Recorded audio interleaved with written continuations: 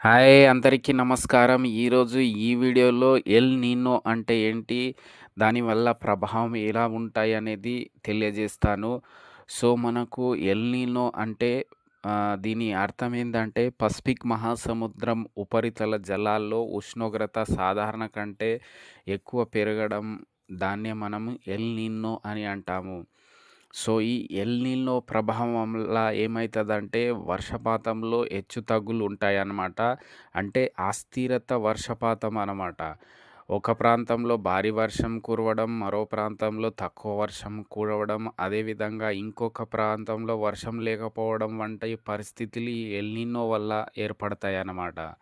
So, దీనివల్ల మనకు తక్కువ వర్షం ఉంటాయి. కొన్ని చోట్ల సడన్‌లీ వాతావరణంలో మార్పు జరిగి వర్షాలు పడడం జరుగుతది. సో, అదేవిధంగా తక్కువ వర్షం ఉండడం, అసలు ఉండకపోవడము ఇలాంటివి జరుగుతుంది.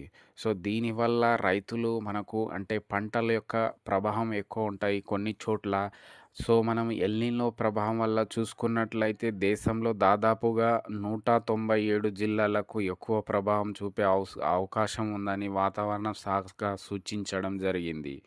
సో, అదేవిధంగా ఈ పరిస్థితి ఈ ఎల్‌నినో వల్ల చాలా మార్పులు జరుగుతూ ఉంటాయి. అదేవిధంగా వర్షాలు తక్కువుంటాయి. కొన్ని చోట్ల ఇంతకుముందు చెప్పిన విధంగా వర్షాలు ఉండకపోవచ్చు.